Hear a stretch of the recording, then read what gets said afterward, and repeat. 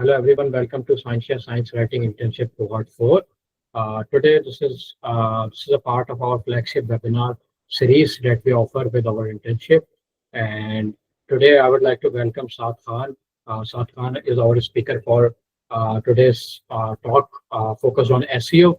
So his title of talk would be SEO for Science Writers, how we can reach more audience without compromising our accuracy. So this would be his focus. Briefly, I would like to talk about Saad. Saad has been working as an SEO specialist, as an SEO manager at Parabellum AGOI, and he has been into digital marketing for quite five to 6 years. Saad has a technical background of focused on Google Analytics, Google Tag Manager, AEO, SEO, GEO, whatever the technologies, how they are evolving throughout in terms of Google search mechanism. So for us, it is focused, what you could say, as we have the science writing based on web application on the World Wide Web. So that's why I think Google working with Google is very important for us, and it also helps us to measure our impact and so on, a lot of things. And Saad is also very interested to mentor digital marketers and to help writers. Saad has also been helping Scientia for quite a while within the in the background. And welcome Saad, welcome to Scientia, and over to you. तो मेरा नाम साद अहमद खान है और I am an SEO specialist working in agency name Parabellum AGY. Welcome you all. So moving forward,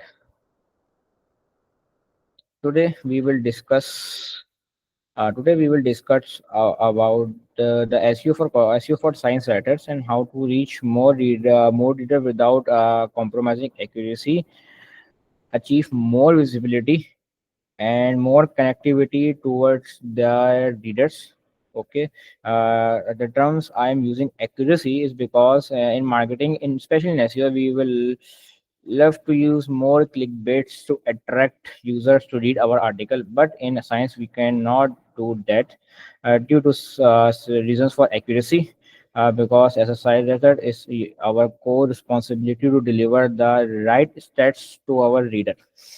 And another thing, Google also appreciate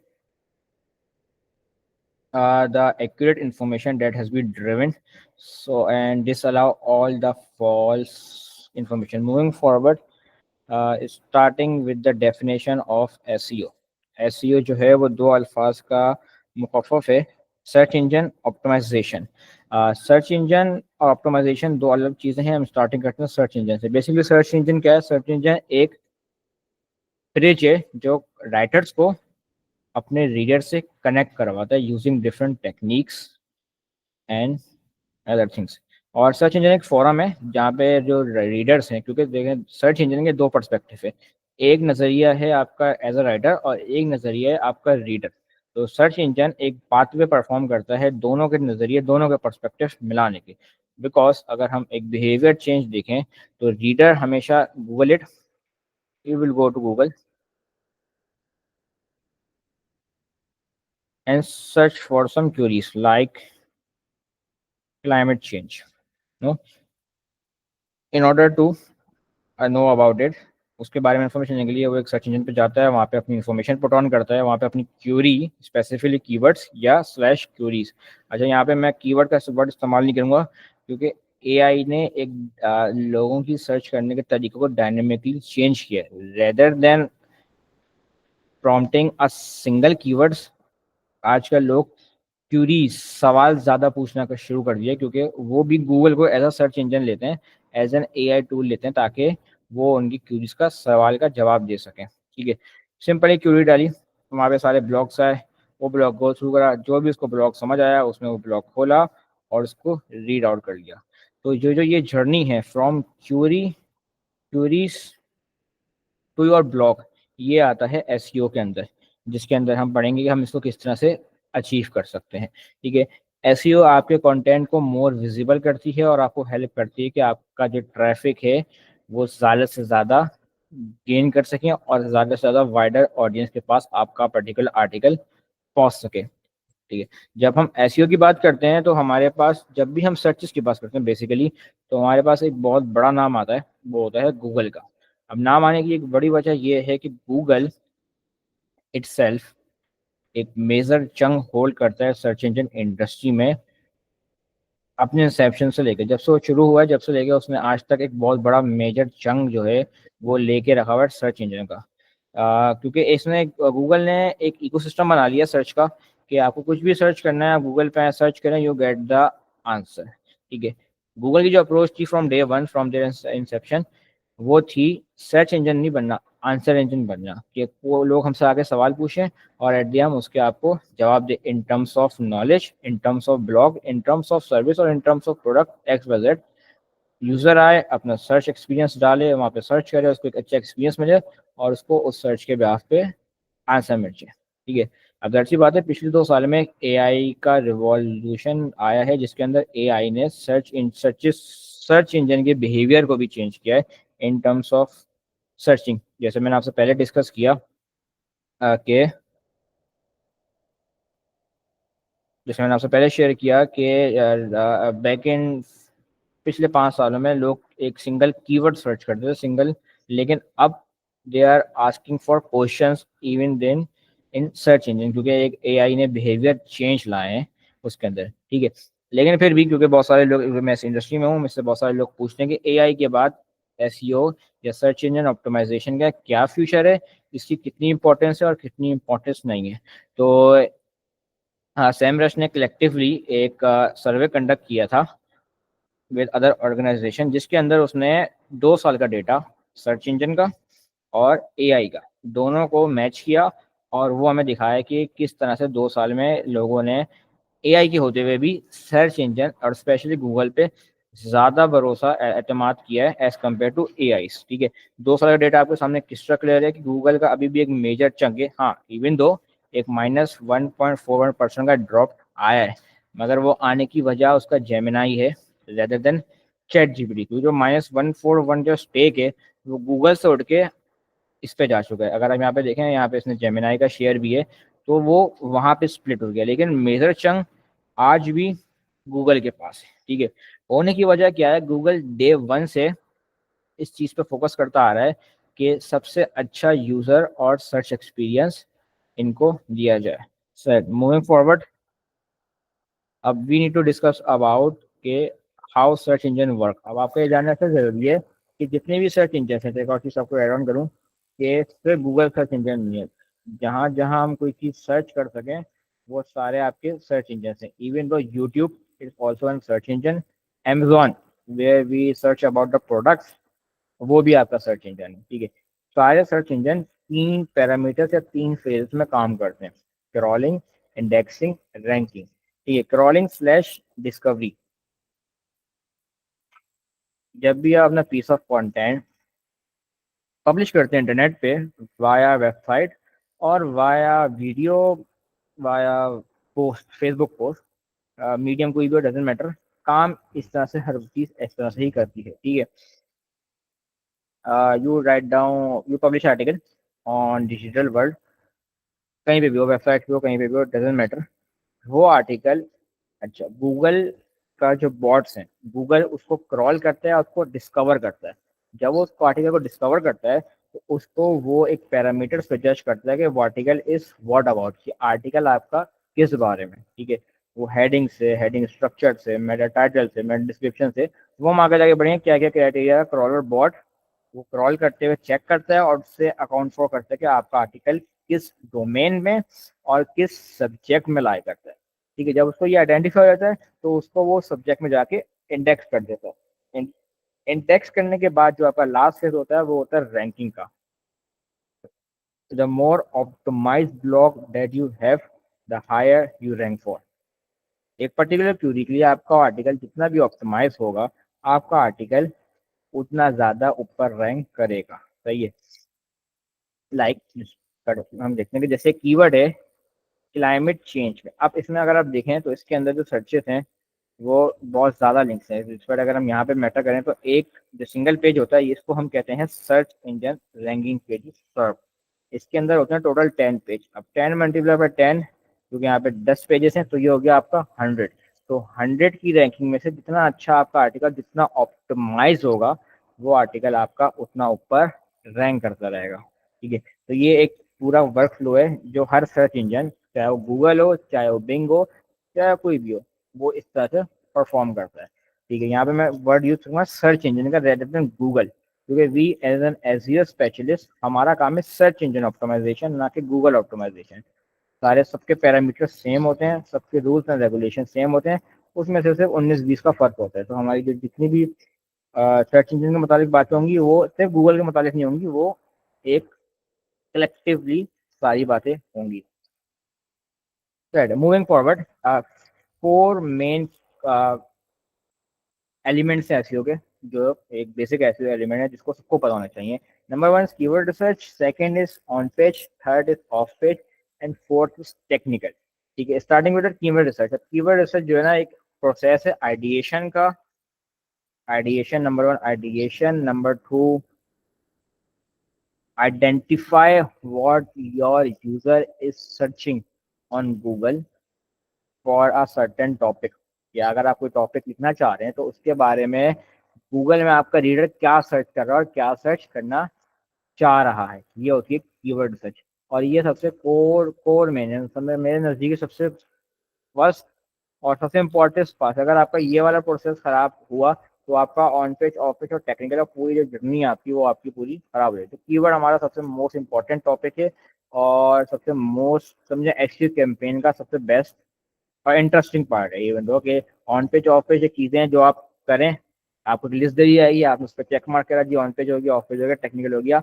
लेकिन keywords एक ऐसी चीज़ से कोई चेकलिस्ट नहीं है, आपको अपना क्रिएटिव माइंड यूज करना है और उसमें से आपने टॉपिक ड्राफ्ट करना है, क्योंकि कीवर्ड डिपेंड करता है, कीवर्ड जो निकालेंगे वही आपका टॉपिक बनेगा। तो मूविंग फॉरवर्ड हम स्टार्ट करते हैं पहले कीवर्ड रिसर्च से, कि find the right keyword. Starting में अच्छा, मेरा जो मोस्टली एम होता है कि गूगल की सबसे अच्छी एक बात जो है, जो मुझे पर्सनली बहुत अच्छी लगती है, वो ये है कि गूगल आपको सारे टूल्स, सारे एसेट फ्री ऑफ कॉस्ट देता है। आपको किसी टूल पे भी रिलाई करना नहीं पड़ती। अगर आप अपना हाथ जो है वो गूगल के अपने ही टूल पे साफ कर लें तो आपको किसी टूल पे रिलाई करने की जरूरत नहीं है।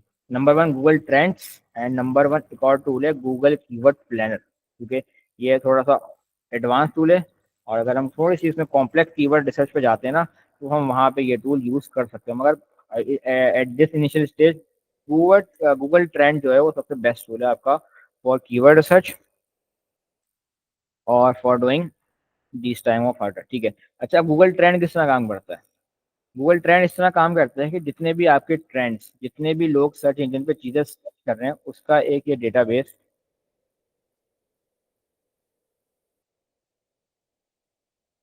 उसका उसका ये डेटाबेस आपको प्रोवाइड करता है इसके अंदर। तो इसमें आपके पास होम, एक्सप्लोर और ट्रेंडिंग नाउ। ठीक है, हम उसको एक एक करके डिस्कस करते हैं। हम जाते हैं ट्रेंडिंग नाउ में। अब ट्रेंडिंग नाउ में वो टॉपिक्स हैं जो आज के दिन, या जो भी इसमें टाइम ड्यूरेशन है, इसमें हमारे पास पास 4 आवर्स पे जाते हैं, फिल्टर आउट करते रहते हैं। जो लास्ट 5 घंटे में लोगों ने सर्चेस किए हैं, फिल्टर पे यूनाइटेड स्टेट लगाया हुआ है मैंने, वो चीज़ें वो मुझे बता रहा है कि सबसे हाईली सर्च कीवर्ड या फ्रेज गूगल पे भी प्रीमियर लीग है। तो जब हम क्लिक करेंगे तो उसका हमें पूरा एक लाइन ग्राफ के क्या इसकी 4 घंटे में जो है ना इसकी ग्रोथ चार्ट क्या मेंटेन हो रहा है और लोग ये कीवर्ड क्यों सर्च कर रहे हैं, क्योंकि डिस्पाइट एक सीजन चल रहा है प्रीमियर लीग का, तो ये समझ भी आती है कि ये कीवर्ड अभी ऊपर जाएगा। मगर इस कीवर्ड का एक इशू ये है कि ये कीवर्ड अभी ऊपर गया है, जैसे ही आपका सीजन बंद होगा और लीग जो है वो डिसकंटिन्यू होगी, खत्म होगी, ये कीवर्ड एक ड्रॉप में चला जाएगा। तो इन टाइप के कीवर्ड्स पे हम रिलाई नहीं कर सकते, क्योंकि ये जो है बहुत ही हमारे समझे शॉर्ट टर्म होते हैं। ये प्रीमियम लीग आया, ठीक है, 1 घंटा पहले 90 मिनट का मैच है, मैच खत्म हुआ, लोगों ने सर्चेस खत्म कर दी। तो अगर आप इस पर आर्टिकल लिखेंगे भी तो आपके पास एक शॉर्ट ड्यूरेशन होगी इस पे काम करने के लिए। ठीक है, तो सेकंड है इसका एक्सप्लोर का वर्ड। अब एक्सप्लोर कहाँ पे काम आता है? लेट्स सपोज आपके पास कोई भी है, ट्रेंडिंग नाउ को मैं थोड़ा खत्म करता हूँ, आपके पास कोई टॉपिक नहीं है। अब आप जो है वो एक न्यूज़ एजेंसी में काम करते हैं और आपको डेली न्यूज़ कवर करनी है विद रिस्पेक्ट टू एसईओ और इंगेजिंग कंटेंट। तो इसमें एक ऑप्शन होता है ऑल कैटेगरीज। आप जाते हैं इसके अंदर, आपको लेट्स सपोज क्लाइमेट के बारे में बात करनी है, तो आप क्या इसके अंदर, तो इसमें आने कीवर्ड और फ्रेजेस जो लोग आखिरी 24 घंटों में सर्च किए यूनाइटेड स्टेट में। तो यहाँ पे कीवर्ड अच्छा रैंक कर रहा है वो है अर्थक्वेक, अर्थक्वेक, अर्थक्वेक नाउ। तो ये वाले कीवर्ड लोग सर्च कर रहे हैं। तो अगर हम इसको देखें तो उसमें क्या बिहेवियर ये है कि ये कीवर्ड जो है वो 16 to 8 आवर के बीच में एक हाइप हुआ था, लोगों ने सर्च करना शुरू करा और ये इसका एक ड्रॉप आ गया। ठीक है, तो अगर आपको लगता है कि एक ऐसा कीवर्ड, ऐसी न्यूज जो एक सस्टेन अमाउंट ऑफ डेज चलेगी, जो आपको एक अच्छा ट्रैफिक लागत देगी, वहां से आप ये ड्राफ्ट के बिहाफ पे सर्च कर सकते हैं। अब जैसे शूटिंग स्टार देखें, वही 8 to 16 आवर्स के बीच में एक स्पाइक आया, लोगों ने बहुत लार्ज अमाउंट पे वो करना शुरू किया और खत्म हो गया। इसकी एक और एग्जांपल मैं आपको देना चाहूंगा एक्सप्लोर पे। अगर मैं एक्सप्लोर पे आता हूँ,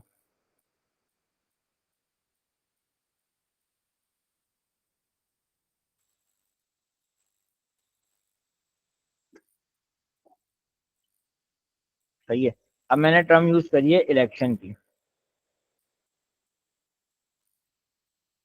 और मैं थोड़ा सा चला जाता हूँ इसमें 2024 इलेक्शन के ऊपर, एक थोड़ा सा कीवर्ड हम ज़्यादा वो कर लेते हैं। तो यहाँ पे अगर आप मेरे पास ड्राफ्ट देखेंगे ना, तो ये जो कीवर्ड है ना, ये इलेक्शन के टाइम पे ही हाइप पे गया, और जैसे ही इलेक्शन खत्म हुआ ये कीवर्ड नीचे आना शुरू हुआ और अब खत्म हो गया। अब नेक्स्ट टाइम जब ये इलेक्शन स्टार्ट होंगे, फिर ये कीवर्ड ऊपर जाएगा ट्रेंड पे, और फिर कुछ दिनों बाद ये कीवर्ड नीचे आ जाएगा। अच्छा, मूविंग फॉरवर्ड, अब एक्सप्लोर कहाँ पे काम आता है? लेट्स सपोज यू हैव, जैसे आपको साइंशिया ने टॉपिक दिया कि आपको क्लाइमेट चेंज पे काम करना है और इस पे टॉपिक लिखना है, सही है। तो आपने यहाँ पे क्लाइमेट चेंज जो आपका प्राइमरी सब्जेक्ट है जिस पे आप लिखना चाहते हैं, आपने उसके ऊपर टॉपिक लिखा। यहाँ पर आपको बहुत सारे related topics and related queries आ गए। टॉपिक और क्यूरीज में फर्क ये कि इसमें और जैसे ग्लोबल वार्मिंग क्लाइमेट चेंज से रिलेटेड है, क्लाइमेट चेंज एडॉप्टेशन ये भी एक अच्छा टॉपिक है जो क्लाइमेट चेंज से रेलिवेंट है, मगर सेम नहीं है। वैसे बात है, ग्लोबल ग्लोबल वार्मिंग का ताल्लुक डायरेक्ट क्लाइमेट चेंज से वो नहीं है इसके अंदर। फिर आते हैं रिलेटेड क्यूरीज पे। ये वो क्यूरीज हैं जो लोग ये सर्च करते हुए सोचते हैं, ये चीजें भी वो सर्च कर रहे हैं वाइल सर्चिंग फॉर दिस। जैसे यहाँ पे पांचवा कीवर्ड है does Trump believe in climate change, तो लोग ये भी सर्च कर रहे हैं while searching for climate change. ठीक है, तो अब मैं यहाँ जाता हूँ, मैंने देखा है मेरे पास ये टॉपिक जो है ये एक अच्छा और इंटरेस्टिंग टॉपिक है, ये और ये क्लाइमेट चेंज एडॉप्टेशन, ये दोनों टॉपिक अच्छे हैं जिसपे मैं एक अच्छा आर्टिकल लिख सकता हूँ, और इसको मैं खोल लेता हूँ, कॉज ऑफ क्लाइमेट चेंज। ठीक है, ये खोलने के बाद ये मुझे थोड़ा सा एक स्टैट्स देगा कि भाई इसका ओवर टाइम क्या सर्च है। अच्छा, अब इस तरह के टॉपिक से देखें सर्चेस का रेशियो है, ये नीचे आया था मगर ये उसके बाद दोबारा से ऊपर जाने लगा। ठीक है, अच्छा अब ये क्या, ये डॉट्स है ना, ये एजम्पशंस है कि हो सकता है ये नेक्स्ट 24 आवर्स में नीचे जाए, मगर ये भी हो सकता है कि नीचे ना जाए, ये ऊपर जाए। ये एक एजम्पशन है जो उसने एज्यूम कर रहा है। तो हम इस टॉपिक को ले सकते हैं क्योंकि इस पे हमने इसमें बेट ले सकते हैं कि यार ये टॉपिक हम लिखेंगे। इस पे अभी रिसेंटली सर्चेस 24 मई तक 61 है गूगल पे,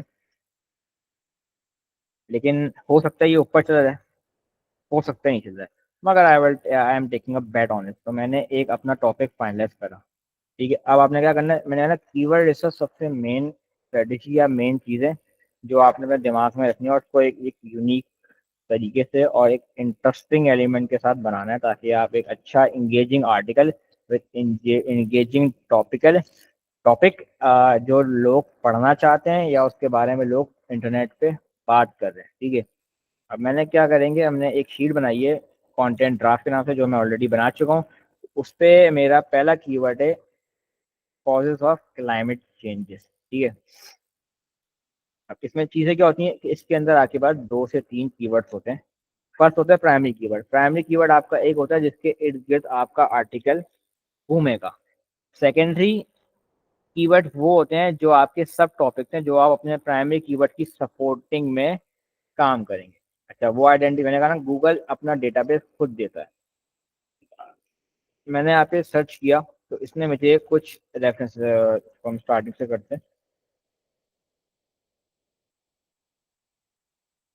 मैंने गूगल खोला, गूगल खोलने के बाद I write down my primary keyword डाला, तो मेरे पास देखें यहाँ पे ना कुछ सजेशंस आ रही हैं जो आप देख सकते हैं कि इसमें जो है ना सबसे पहली सजेशन है क्या, causes of climate change can be classified into two categories, जो even I am using here, ठीक है। ये मेरा एक प्राइमरी कीवर्ड सेकेंडरी कीवर्ड बन गया, जो मुझे लग रहा है कि क्योंकि लोग ये सर्च करेंगे, लेकिन ये जो ऑटोफिल है ना, ये वो होता है कि लोग इस पर्टिकुलर टॉपिक को सर्च करते हुए भी ये चीज़ें जानना चाहते हैं, तो डेट्स वाई ये यहाँ पे रैंक कर रहा है। जब भी मैंने उसको अपनी स्ट्रेटेजी का, जो मेरे कीवर्ड थे उनका पार्ट बना लिया, ठीक है। आपके पास एक प्राइमरी कीवर्ड आपने आइडेंटिफाई कर लिया, उसके थ्रू आपके पास दो तरीके हैं, या तो आप गूगल ऑटोफिल, ये गूगल बेसिकली ऑटोफिल होता है, आपने आप अपना प्राइमरी कीवर्ड डाला और उसके बाद अगर थोड़ा सा यहाँ पे नेट इशू है, सॉरी फॉर दैट, तो यहाँ पे क्या है, वो हमें ऑटोफिल दे रहा है। इसमें ये कीवर्ड हमारा अपना है, PDF not relevant, causes of climate change and global warming, ये दो चीज़ें हो गई, क्योंकि फिर हमारा अगर हम ग्लोबल वार्मिंग भी ऐड ऑन कर लेंगे ना, तो हमारा टॉपिक थोड़ा सा लिमिटेड हो जाएगा। फिर हमें क्लाइमेट चेंज की बात करनी होगी with respect to global warming, और वो अभी मैं चाह नहीं रहा, क्योंकि मैं चाहता हूँ कि मैं क्लाइमेट चेंज की कॉजेज डिफाइन करूँ, जो मेरे दिमाग में आइडिएशन है वाइल मेकिंग दिस प्रेजेंटेशन, कि मैं उसमें कॉजेज बताऊँ कि भाई हो क्यों रहा है climate changes. Global warming is one of the reasons, लेकिन उसके अलावा हमारा इंसानों का और नेचर का क्या अमल दखल है क्लाइमेट चेंज होने में। तो मुझे जो पहला कीवर्ड है वो मुझे सबसे ज़्यादा रेलिवेंट लगा, उसको मैंने अपनी स्ट्रेटेजी का पार्ट बना लिया, ठीक है। प्राइमरी कीवर्ड को आप यहाँ पे यूज़ करते हो, तो उसके अलावा यहाँ पे देखें पीपल ऑल्सो आस्क, ये वो सवाल आते हैं जो लोग अक्सर इस पर्टिकुलर प्राइमरी कीवर्ड को सर्च करते हुए ढूंढ रहे हैं, सही है। इसके लिए एक और हमारे पास टूल है, आंसर द पब्लिक। आपने कुछ नहीं करा, आपने यहाँ से कीवर्ड कॉपी करा और आंसर द पब्लिक पे गए, और यहाँ पे इसको मैंने चीज़ें ऐसे बताया, वाइल मेकिंग प्रेजेंटेशन मैंने इसको यूज़ किया था, ठीक है। तो मैंने यहाँ पे अपना प्राइमरी कीवर्ड डाला, अच्छा इसका ये है कि इसमें हमें एक दिन में 3 सर्चेस फ्री मिल जाती हैं, तो इवन तो ये भी फ्री है। अच्छा, अब ये हमें क्या देता है, ये हमें देता है कि वो सवालात जो लोग यहाँ पे पूछ रहे हैं। अच्छा, इसमें कॉल्ड है कॉजेज ऑफ क्लाइमेट चेंज का सर्च वॉल्यूम है, वो है 54,000। सर्च वॉल्यूम क्या है? सर्च वॉल्यूम है कि कितने नंबर ऑफ यूजर ये कीवर्ड पर मंथ सर्च कर रहे हैं। तो 5400 लोग यूएस में causes of climate change search कर रहे हैं। सर्च करने के बाद हमने, ठीक है, अब हमें यहाँ पे बहुत सारी चीज़ें क्यूरीज मिल गई, जिसमें से मैंने एक दो क्यूरी यहाँ पे उठा ली है, यहीं से उठाई है मैंने। वो है what are the 6 natural causes of climate change, how to control climate change, can environmental causes of climate change be control और एंटिसिपेटेड, ठीक है। ये सारी क्यूरीज मैंने इसी में से उठाई हैं, यहीं से उठाई हैं, देख रहे हैं। तो ये है कि आप इसको अच्छी तरह गो थ्रू करके इसमें से और आइडिएशन जो हम एज अ सेकेंडरी कीवर्ड अपने आर्टिकल में यूज कर सकते हैं। इसमें हमारे पास अच्छे खासे, ये हमारे पास फ्लो चार्ट है। Cause of climate can environmental cause of climate change be control, cause of climate change can be classified into 2 category, cause of climate change, cause of climate change with reference. तो ये बहुत सारे keyword हैं जो आप अपने queries में as a secondary keyword use कर सकते हैं, ठीक है। तो हमने एक primary keyword, 3 to 4 maximum secondary keywords identify करें, उसके बाद फिर हम जाएंगे एक हेडलाइन ड्राफ्ट करने के लिए। जैसे कि मैं आपको दोबारा से एक बात बोलूंगा कि एआई के बाद लोगों का सर्च बिहेवियर चेंज हो गया। 3 साल पहले लोग कीवर्ड सर्च करते थे, climate change, that's it, no cost, no nothing, nothing asking for any question, climate change. मगर एआई के बाद जो एक चेंज आया, वो आया है बिहेवियर का, कि अब लोग क्यूरी सर्च कर रहे हैं। यार मुझे इसका सवाल चाहिए, इसका सवाल चाहिए, ये सवाल है इसका जवाब चाहिए, सॉरी, और ये सवाल है और मुझे इसका जवाब चाहिए, ठीक है। तो जब हमने ये आइडेंटिफाई कर लिया कि हमारे पास एक टॉपिक है, उसमें लोग क्या क्या सवाल पूछ सकते हैं using the tool name answer the public, इसमें बहुत सारे सवाल आते हैं जो लोग पूछ सकते हैं। एक तो हमारे पास ये टूल है आंसर द पब्लिक, और एक हमारे पास है टूल पीपल ऑल्सो आस्क। ये लोग पूछ रहे हैं कि भाई for the 5 main causes of climate change, what are the 3 main causes of climate change, what are 6 natural causes of climate change. अब इससे देखें, इससे चीज समझ आ रही है कि एक 6 नेचुरल है और एक 6 ह्यूमन वेज है। इस climate change really cause by activity. तो आप यहाँ इसके थ्रू भी ना अपनी हेडिंग ड्राफ्ट कर सकते हैं, ठीक है। अगर आप देखेंगे जो मैंने हेडिंग ड्राफ्ट की है, उसमें ज़्यादा क्वेश्चन से ज़्यादा क्यूरीज हैं, क्योंकि इसकी एक वजह ये भी है कि जब भी बंदा कोई सवाल पूछता है इस तरह की जो क्यूरीज होती हैं, अगर मैं गूगल पे सर्च करूंगा तो मेरे पास एक एआई ओवरव्यू आएगा, ठीक है, जिसपे वो सवाल का जवाब दे रहा है उन आर्टिकल से जिन्होंने इस सवाल का जवाब ऑलरेडी दिया हो। ठीक है। अब पहले क्या था, एआई से पहले ये एआई ओवरव्यू नहीं आता था, डायरेक्ट आपके पास 10 नेचुरल लिंक्स आते थे, क्योंकि हम जब फर्दर आगे जाएंगे तो हम इसको भी एनालिस करेंगे कि ये होता क्या है, बनता कैसे है, और हम यहाँ पे कैसे फीचर हो सकते हैं। ठीक है। Identify one primary keyword, 3 to 4 secondary keyword, you can choose as many as you can. एक अच्छा टॉपिक है, उसमें बहुत ज़्यादा ले सकते हैं, उसमें अच्छे अच्छे आइडियाज हैं। आपने वो अपने कीवर्ड स्ट्रेटेजी का पार्ट बनाना शुरू कर दिया। Finding from answer the public and people also ask by casually entering the keyword, your primary keyword. Okay. So now जब when I draft the keywords, now it's time to draft and headings of it. ठीक है। Primary keyword मेरी heading 1 में आएगी, ये हमारी होती है H1, हेडिंग 1। हेडिंग हायरार्की होती है जिसको हम मेंटेन करते हैं, वो भी थोड़ा सा हम आगे जाके डिस्कस करेंगे कि होता क्या। अप टिल नाउ आप इसको रखें कि हमारी पहली हेडिंग H1 होती है, जिसके अंदर हमारा पहला प्राइमरी कीवर्ड आता है। ठीक है। जैसे मैंने आपको शुरू में कहा था ना कि there are some certain criteria to जज either the article is worthy enough to rank or not। ये चेक करना पड़ता है, हमारी एफर्ट ज़ाया ना हो, क्योंकि ये बीच बीच में से खत्म भी हो जाता है। ठीक है। फिर अब ये जब मैं इससे एक ड्राफ्ट ले रहा हूँ तो मुझे कुछ ना आइडिया आ रहे हैं कंटेंट के क्लाइमेट नेचर की दो टाइप्स हैं। Cause of climate changes can be classified into which two categories, climate change, natural versus human cause. ये हो गई मेरी H2। ठीक है। इसका मतलब क्या है कि मैंने इस हेडिंग से, इस कीवर्ड से ये हेडिंग ड्राफ्ट कर ली, क्योंकि इसका सवाल, ये जो सवाल जो लोग पूछ रहे हैं उसका जवाब उस बंदे को यहाँ पे मिल जाए। फिर फर्दर डाउन मेरा जो तीसरा चौथा कीवर्ड है, what are the 6 natural cause of climate change, what are the 6 natural cause of climate change.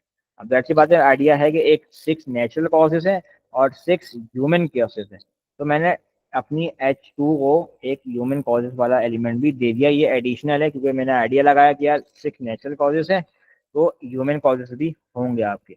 अब सेकंड हो गया कि how it can be change और कंट्रोल। लोग ये सवाल पूछ रहे हैं तो वो यहाँ पे उसका जवाब दूंगा मैं। ठीक है। उसके अलावा मैंने यहाँ तक, अगर मैं चाहता तो मैं यहाँ पे अपना आर्टिकल खत्म कर सकता था, मगर जब मैं इस आइडिया को जब मैं देख रहा था तो मेरे पास, जब मैंने क्लाइमेट चेंज सर्च किया था तो मेरे पास जो है वो कुछ वर्ल्ड लीडर्स के ख्यालात आए थे, जैसे डोनाल्ड ट्रम्प, एलॉन मस्क। तो मैंने बोला कि लोग इस तरह से भी लोगों को चीज़ों को सर्च करते हैं, तो मैंने एक हेडिंग एक्स्ट्रा बनाई यूजिंग दैट के वर्ल्ड लीडर का क्या स्टैंड है क्लाइमेट चेंज में। अब उसमें सब आ जाएंगे, उसमें आपका यूएसए भी आ जाएगा, उसमें आपका चाइना भी आ जाएगा, उसमें आपका यूरोपीय यूनियन भी आ जाएगा। मूविंग फॉरवर्ड दैट की बात है, आपने एक कंक्लूड करना है आर्टिकल को, ताकि आपका आर्टिकल कंक्लूजन पे पहुंच जाए और आप उसको इजीली कंक्लूड कर सकें। ठीक है। पहला फेज हमारा दो दो चीज़ों का मुश्तमिल था, इसमें हमने एक और चीज़ एड ऑन कर ली, वो थी हेडिंग कीवर्ड रिसर्च। उसमें हमने एक प्राइमरी कीवर्ड आइडेंटिफाई करा और उसको हमने secondary keyword, primary keyword identify करा। उसके हेल्प के थ्रू हमने ये अंडरस्टैंड किया कि पीपल या लोग क्या चीज़ ढूंढना या देखना चाहते हैं। ठीक है। अब कीवर्ड डालते वक्त हमारे पास जो होता है वो हम एक चीज़ और भी सर्च करते हैं। जैसे मैंने यहाँ पे अपना एक सेकेंडरी कीवर्ड डाला, जैसे मैं अपना प्राइमरी कीवर्ड डालता हूँ यहाँ पे। ये जो मेरा पर्टिकुलर पेज है ना, इससे कहते हैं search engine ranking pages, SERP। जो हमारी पहली इंटरेक्शन होती है वेबसाइट पे जाने से पहले। ठीक है। अब इसमें थोड़ी सी मैंने क्यूरी, थोड़ा सा मैं सवाल जवाब की मद में दे देता हूँ, ताकि मेरे पास जो है ना सर्च इंजन रैंकिंग पेजेस के सिर्फ सारे फीचर मेरे पास आ जाए। अब search engine ranking pages Google में जाने से पहले एक इंटरेक्शन होती है जिसके अंदर कुछ चीज़ें होती हैं। ठीक है। कभी कभी यहाँ पे आपको कुछ पेड एड्स दिखेंगे, वहाँ पे पेड लिखा हुआ होगा, वो होती है पेड जिसपे PPC चल रही है। उसके अलावा आप इसमें जाती बात है, AI के बाद यहाँ पे आ चुका है AI ओवरव्यू, या आपका आ गया फीचर स्निपेट। उसके अलावा 10 नेचुरल लिंक्स। एक बात आप देखेंगे, अगर आप काउंट भी करें तो एक सर्फ पे SERP search engine ranking pages पे 10 ऑर्गेनिक लिंक्स होते हैं। 1 2 3 4 5 6 7 8 9 एंड ओके, तो देयर आर 9 लिंक्स, मतलब नॉट मोर देन 10 लिंक्स यहाँ पे होते हैं। उसके अलावा एक और फीचर होता है इनके ना, सर्फ के भी फीचर। सर्फ में शुरू में सिर्फ 10 लिंक आते थे, लेकिन मैंने आपको कहा ना कि गूगल चाहता है आंसर इंजन बनना, तो वो चाहता है कि उसको पहले ही पेज पर उसका सवाल मिल गया। जैसे if I were looking for what are the 6 natural causes of climate change, तो उसने AI ओवर के थ्रू ना मुझे मेरी बात का जवाब दे दिया, वाइल अटैचिंग द रेफरेंसेस, कि ये जो सवाल का जवाब मैंने लिया है ये मैंने किस आर्टिकल से लिया है। पूरी बात गूगल की सबसे अच्छी बात जो यहाँ पर है इस पूरी AI वॉर में, जो ChatGPT और जेमिनाई और गूगल जो डिफ्रेंशिएट कर रहे हैं, वो ये है कि AI जो है वो गूगल, वो राइटर्स को अप्रिशिएट कर रहा है और उनको रेफर कर रहा है और उनको बता रहा है लोगों को कि भाई ये कंटेंट मैंने यहाँ से लिया, रेदर देन कि मैं वो कंटेंट क्रॉल करूँ और उसको यूज कर लूँ without linking back to the main article जहाँ से वो इन्फॉर्मेशन ली है। तो जब भी बहुत सारे जो इस फील्ड में, SEO फील्ड में और कंटेंट राइटिंग फील्ड में, वो इस चीज़ को अप्रिशिएट कर रहे हैं कि सम आओ कि this is a good thing कि गूगल जो है वो हमें रेफर बैक कर रहा है रेदर देन हमारी ही इन्फॉर्मेशन कि हमें नुकसान पहुंचाने के, वो हमें फायदा दे रहा है इस तरह से। ठीक है, तो जब भी आपको एयर ओवरव्यू में आएगा, आपको लाजमी ना हर हर हेडिंग या हर के अंदर आपको एक reference to the context Google दे देगा कि ये पर्टिकुलर डायलॉग या फिर पर्टिकुलर कंटेंट मैंने इस जगह से उठाया है। ठीक है, AI ओवरव्यू एक फीचर है। उसके अलावा पीपल ऑल्सो आस्क, अब पीपल ऑल्सो आस्क भी गूगल ने वो लिखे हैं जो लोग सर्च कर रहे हैं। अगर मैं इसको ड्रॉप डाउन करूंगा ना, तो ये एक आर्टिकल आएगा और ये जहाँ से इसने कंटेंट हमें उठा के दिया है वो उसका लिंक मुझे दे देगा कि ये कंटेंट मैंने यहाँ से रेफर किया। तो आप भी जो है वो यहाँ से आगे जाके अगर आपको फर्दर तो इन्फॉर्मेशन देनी है तो वो आपको आराम से इजीली मिल सकती है। तो गूगल की अच्छी बात ये, गूगल अपने राइटर्स को अप्रिशिएट और एक समझे पावर, उनका मोराल बूस्ट करता है कि यार आपका कंटेंट में ले तो क्योंकि अच्छी बात है, ये ChatGPT हो या कुछ भी, उनका वर्किंग एल्गोरिथम यही है कि उनके पास डेटा सेट होता है कि वो दुनिया की सारी वेबसाइट में क्रॉल करते हैं, वहाँ से डेटा गैदर करते हैं और हमें उसका जवाब देते हैं।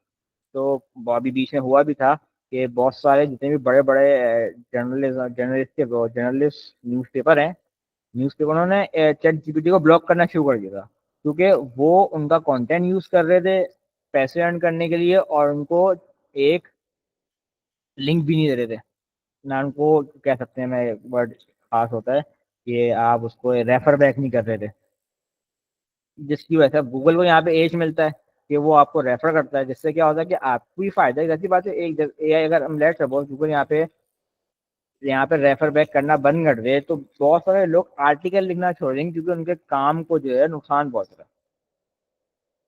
पीपल ऑल्सो आस्क में भी यही है, 10 natural link, people also ask videos, ये भी सर्च फीचर है कि कुछ टॉपिक पे कुछ वीडियोस रैंक करना शुरू कर देती हैं आपकी। सही है। उसके अलावा Q&A, अब रेडिट या बहुत सारे फॉरम्स। अब देखें गूगल की एक और बात है, गूगल ने कोई भी कंटेंट की ओनरशिप नहीं ली हुई, उसने हमेशा ओनरशिप डायरेक्ट टू ओनर को दे दी है कि भाई ये क्वेश्चन है, लोग ये सवाल पूछे हैं, इसका ये जवाब है और मैंने कंटेंट यहाँ से उठाया है एक थर्ड पार्टी वेब पर।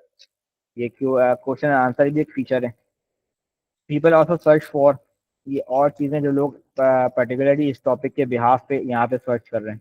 ठीक है, तो बहुत सारे सर्च फीचर हैं जो आपकी डिपेंड करते हैं आप क्या चीज़ सर्च कर रहे हैं और उसके हिसाब से।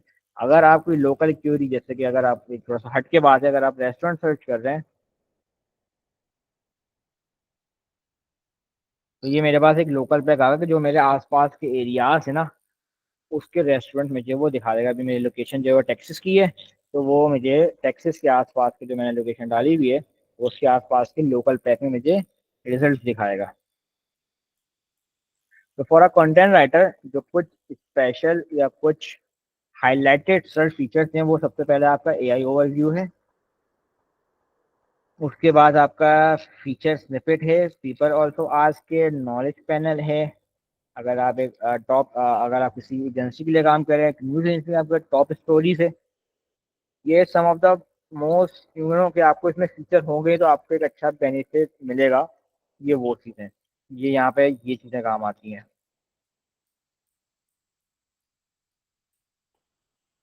राइट, अब भी हमने डिस्कस कर लिया है कि सर्च होता क्या है और बेसिकली चीजें होती क्या है। अब हम सवाल उठता है लोगों का कि यार हम एआई ओवरव्यू में, ये जो हमारा एआई ओवरव्यू है, इस पे हम अपना ब्लॉग या अपना आर्टिकल किस तरह से रैंक कराएं। इसकी शर्त ये होती है गूगल इस जगह पे वो आर्टिकल को रैंक करता है जो जिनकी इन्फॉर्मेशन एक्यूरेट है, वेल स्ट्रक्चर है, इजी टू अंडरस्टैंड है और उस क्यूरी का जवाब दे रहा है। वो आर्टिकल यहाँ पे इजीली रैंक हो जाता है और यहाँ पे गूगल उस आर्टिकल को दिखा देता है। मगर यहाँ पे थोड़ा सा ना टेक्निकल एसईओ का भी टच आता है। ठीक है, हमने कीवर्ड रिसर्च की बात कर ली, अब हमें थोड़ी सी बात करते हैं टेक्निकल रिसर्च की और टेक्निकल एसईओ की। अब टेक्निकल एसईओ का सारा ये है कि टेक्निकल एसईओ के बहुत सारे पार्ट जो होते हैं ना वो डेवलपमेंट से कंसर्न होते हैं, जैसे स्पीड, मोबाइल फ्रेंडली है नहीं है आपका वेबसाइट, और आपकी इंडेक्सिंग सेटअप क्या है। ये थोड़ा सा डेवलपर एंड पे काम होता है तो उसके हम इतना ज़्यादा नहीं जाएंगे। हाँ, कुछ चीज़ें जो हमारे एंड में जो हमें करना ज़रूरी है उसको हम एक फर्दर ऑन डिस्कस कर लेंगे।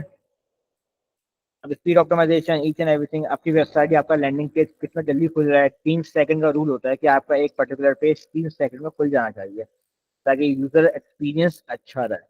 अगर देर से खुलेगा, यूजर एक्सपीरियंस अच्छा नहीं होगा, वो आपके पेज को बंद कर देगा, गूगल को लगेगा ये पेज काम करनी, तो उसको डी रैंक कराना शुरू कर देगा। तो रैंकिंग क्राइटेरिया वाइस वर्सा होता है। अगर आप अच्छी तरह से फुलफिल करोगे तो आप रैंक करोगे, लेकिन आप अच्छे से फुलफिल नहीं करोगे तो आप डी रैंक भी कर जाओगे। तो टेक्निकल एसईओ में एक एलिमेंट होता है स्कीमा मार्कअप का। ठीक है, अब स्कीमा मार्कअप क्या है? स्कीमा मार्कअप होता है माइक्रो डेटा जो हम गूगल को देते हैं ताकि वो हमारा आर्टिकल समझ सके। अब हम जो है ना मोस्टली वर्डप्रेस ब्लॉगिंग के लिए वर्डप्रेस सबसे मेजर टूल है, तो हम वर्डप्रेस यूज करते हैं। तो जब हम वर्डप्रेस यूज करते हैं तो उसमें हाउ टू आर्टिकल और वेब पेज का स्कीमा लाजमी लाजमी क्या होता है, इन बिल्ड होता है, उसमें आपको कुछ करने की जरूरत नहीं होती। मगर एक स्कीमा जो बहुत इंपॉर्टेंट होता है वो है FAQ का स्कीमा। ठीक है, जैसे मैंने कहा ना यहाँ पे जो है ना क्वेश्चंस के आंसर दिए जाते हैं, तो अगर आप अपने आर्टिकल को ब्रेक डाउन कर दोगे क्वेश्चंस में, जैसे कि यहाँ पे मैंने लॉजिकली 6 क्वेश्चंस में अपना आर्टिकल को कर दिया है ड्रॉप डाउन, मतलब 6 क्वेश्चंस में मैंने अपना आर्टिकल को रख दिया, तो मैं क्या करूंगा, मैं स्कीमा मार्कअप जनरेट करूंगा to get Google better understand my articles, और उसको वो इजीली करना रैंक करना शुरू कर दे। तो अब इसके लिए क्या है कि स्कीमा मार्कअप के लिए हमारे पास एक टूल होता है। जैसे सारी बात है कि चीज़ें एडवांस हो गए में ऐसे में फ़ायदा भी यही है कि बहुत सारे टूल्स आ चुके हैं जो काम डेवलपर करने के होते हैं वो हम खुद भी कर सकते हैं। क्योंकि स्कीमा मार्कअप जो है ना वो सेट ऑफ कोड्स है, सेट ऑफ लाइन्स है जो हम लिखते हैं, क्योंकि हमें अपना जो कंटेंट है ना कोड की फॉर्म में कन्वर्ट करना है और फिर वो हमें गूगल को देना है। ठीक है, वाइल अपलोडिंग योर कंटेंट, ये वाला काम जो है ना जब आप अपना कंटेंट अपलोड करते हैं ना उसी जगह अपना स्कीमा मार्कअप भी पुट ऑन करते हैं। अगर किसी को सीखना है कि स्कीमा मार्कअप बटन उसमें कैसे अपलोड करते हैं, तो मैं एक छोटी सी वीडियो शेयर कर दूंगा, तो उसमें आपको समझ लगेगा कि स्कीमा मार्कअप हम कैसे तो जनरेट करना, तो मैं आपको सिखा रहा हूँ यहाँ पे, लेकिन मैं आपको सिखा दूंगा कि किस तरह से हम इसको जनरेट पुट ऑन करते हैं यूट्यूब वीडियो के थ्रू। ठीक है, अब ये स्कीमा मार्केट जनरेटर है, स्कीमा मार्केट होता है बहुत सारे तरीके के, हम कभी नहीं जाते उसके अंदर, हम जाते हैं FAQ के अंदर। ये आ गया मेरा FAQ। अब मैं देख रहा हूँ कि मेरे आर्टिकल में पहला सवाल है what is climate change, explore the cause of climate change. मैंने यहाँ पे सवाल डाला, अब मैं इसका जो जवाब जो है ना वो यहाँ लिखूंगा। जब मैं अपना आर्टिकल ड्राफ्ट कर लूंगा, तो मैंने एक आर्टिकल घर से ड्राफ्ट किया हुआ है, तो ये मेरा आर्टिकल है और ये मेरा सवाल का जवाब है जो मैंने इसको यहाँ डाल दिया। अब अगर आप साइड पे देखें ना तो एक कोड जनरेट हो रहा है। अच्छा, ये एक और चीज़ मैं सॉरी मैंने इसको मिस कर दिया है कि मैंने जो यहाँ पे चीज़ ड्राफ्ट की थी ना, मैंने उसकी मदद से एक आर्टिकल भी ड्राफ्ट कर लिया है। इसकी मदद से मैंने एक आर्टिकल लिखा है, इसमें मैंने सारे हेडिंग्स, सारे अपने कीवर्ड और हर क्यूरी का मैंने इसके अंदर इजीली जवाब दे दिया। मैं इसके ब्याज पे स्कीमा मार्कअप बनाऊंगा। सेकंड आपका सवाल है, तो मैंने कॉपी किया, ऐड क्वेश्चन करा, पेस्ट किया और इसका जवाब जो था वो मैंने पूरा उठा के इधर से लिख दिया। तो तो देखते जाएंगे ये हमारा जो है ना ये आपका लाइन ऑफ कोड बनता जा रहा है। जैसे ही आपका लाइन ऑफ कोड बन जाए, आपने इसको कॉपी करा और आपने इसको सबसे एंड में पेस्ट कर दिया, तो जब डेवलपर के पास आपका आर्टिकल जाएगा तो वो आपके पास स्कीमा मार्कअप ऑलरेडी उसके पास होगा, वो ऑलरेडी स्कीमा मार्कअप वहाँ पे जनरेट कर देगा, जो आपको हेल्प करेगा एआई ओवरव्यू में या सर्च के दूसरे फीचर है पीपल ऑल्सो आस्क में इजीली रैंक करने के लिए। तो इस तरह से आप इजीली अपना जो आर्टिकल है वो एआई ओवरव्यू में कर सकते हो। उसके अलावा एक और है ईट, EEAT। एक साल पहले ये सिर्फ EAT ईट था, लेकिन उन्होंने एक और चीज एड ऑन कर दी, वो थी EEAT। अब ईट जो है उसकी एब्रीविएशन है एक्सपीरियंस, एक्सपर्टीज, अथॉरिटी, ट्रस्टवर्दीनेस। अब ये बेसिकली एल्गोरिथम है जो गूगल यूज करता है आपके आर्टिकल को आइडेंटिफाई करने के लिए आपका आर्टिकल कितना यूजफुल है। ठीक है, अब इसमें आते हैं दो वर्ड, एक्सपीरियंस एंड एक्सपर्टीज का। आई एम एन एक्सपर्ट, मुझे अपनी इंडस्ट्री की सारी टर्मिनोलॉजी, सही है, सारी ग्लॉसरी और सारे मुश्किल मुश्किल वर्ड्स पता होंगे जो मैं यूज करूंगा अपने आर्टिकल को ड्राफ्ट करते हुए। जब आप वो पढ़ेंगे तो आपको लगेगा यस, ये बंदा एक्सपर्ट है, ये अपनी एक्सपर्टीज दिखा रहा है writing and drafting and content. तो वहां से हमारे लिए एक्सपर्टीज गूगल वहां से जज करते हैं। ये जो उसने आर्टिकल ड्राफ्ट किया है इसके अंदर जो उसने इन्फॉर्मेशन यूज करी है वो कितनी एक्यूरेट है, और उसमें जो उसने जार्गन्स जो ग्लॉसरी यूज करी है वो कितना लोग प्रोफेशनली कम्युनिकेट कर। सेकेंड है एक्सपीरियंस, कि वो पर्टिकुलर बंदा अपनी पर्टिकुलर फील्ड में एक्सपीरियंस कैसे। अब एक्सपीरियंस कैसे जज करता है गूगल, आपके सोशल से। ठीक है, आप मेरे लिंक्डइन पे जाएं एज अ लेमैन और मेरे लिंक्डइन देखें, आपको मेरे लिंक्डइन पे सारी इन्फॉर्मेशन आ जाएगी कि मेरे पास कितने साल का एक्चुअल एक्सपीरियंस है और मैं जिंदगी में एक्चुअल में क्या क्या काम किया और मेरा एजुकेशन बैकग्राउंड क्या है। तो वहाँ से गूगल विल जज किया ये बंदा एक पर्टिकुलर फील्ड में एक्सपीरियंस इतना रखता है जब ये आर्टिकल कॉन्टेंट लिख रहा है। ठीक है, सोशल प्रूफिंग होती है कि अगर आपने आर्टिकल अपना फेसबुक पे करा, पोस्ट किया या उसको शेयर किया, तो लोगों ने वहां से उस आर्टिकल को शेयर करना शुरू करा, ये ये देखते हुए कि यार आपका आर्टिकल जो है वो अच्छा है और आप इस फील्ड में एक्सपीरियंस। नंबर थर्ड है अथॉरिटी। अथॉरिटी कैसे डिटरमाइन करते हैं, अब इसमें एक और चीज हमारे पास एक और पार्ट ऑफ एसईओ आ जाता है, वो है ऑफ पेज एसईओ। अब ऑफ पेज एसईओ आपको हेल्प करता है आपकी अथॉरिटी बिल्ड करने के लिए। अब ऑफ पेज एसईओ थोड़ा सा मैं समझा देता हूँ कि ऑफ पेज एसईओ क्या होता है। कि एक website, let's suppose Sciencia, you are writing for Sciencia, और नासा आपके आर्टिकल को अपनी वेबसाइट पे फीचर कर लेता है। तो फिर हिसाब से आप ये सोचते हैं कि आपकी जो अथॉरिटी है वो कितनी बड़ी है, कि एक नासा जैसे वेल रिकॉग्नाइज्ड साइंस मैगजीन ने, स्पेस मैगजीन ने आपका आर्टिकल फीचर करा, वो किसी भी फॉर्म में हो।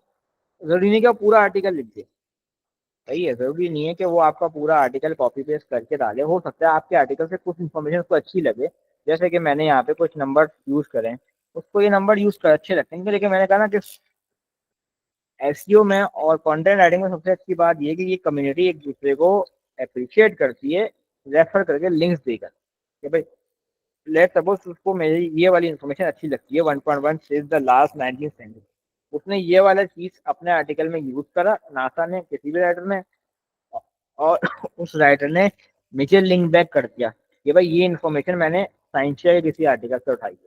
तो क्या होगा कि आपकी अथॉरिटी कितनी बड़ी आएगी। ठीक है, ये जो बैकलिंक्स का इंटरचेंज या बैकलिंक एक्विजिशन जो हमने करी है अपने इंफॉर्मेशन के ग्राफ पे, उससे आपकी अथॉरिटी बढ़ गई, और उस प्रोसेस को हम कहते हैं ऑफ पेज एसईओ। ठीक है, एक आर्टिकल, एक वेबसाइट आपकी वेबसाइट को लिंक दे, due to your information, due to your content you are using, due to research you are using, उसके ब्याह पे जो जो लोग आपको लिंक देते जाएंगे उतनी उतनी आपकी क्रेडिबिलिटी बढ़ती जाएगी। जैसे कि अभी आपने, जैसे हमारा सेशन हुआ जिसमें हमारा इंटरप्ट हो गया था ड्यू टू नेट इशू, तो उसके अंदर उन्होंने डिस्कस किया था कि हम एक मेल ड्राफ्ट करेंगे to outreach to other magazine to get a featured there. अगर हम वहां पे फीचर हो जाएंगे तो वहां पे हमारा एक नाम पुट ऑन हो जाएगा, वहां जाके हमारी एक अथॉरिटी बिल्ड हो जाएगी। तो वो हमें हेल्प करेगी गूगल को समझाने में कि वी हैव द अथॉरिटी, जो हम ये अभी बात कर रहे हैं, अथॉरिटी। और ट्रस्टवर्दीनेस तो वही है जितना आपका कंटेंट एक्यूरेट होगा, जितना आपको अच्छा, प्लस वर्डिनेस का डायरेक्ट कोऑर्डिनेशन है बैकलिंक से। अगर आपका कंटेंट जितना भी अच्छा होगा और जितने भी ज्यादा बैकलिंक्स आपको मिलते जाएंगे, लोग आपकी इन्फॉर्मेशन अपने आर्टिकल में यूज कर रहे हैं, उतना ज्यादा गूगल को लगेगा आपका जो कंटेंट है वो ट्रस्ट वर्दी है, ये लोग इस पर ट्रस्ट कर रहे हैं, तो Google will also trust on it.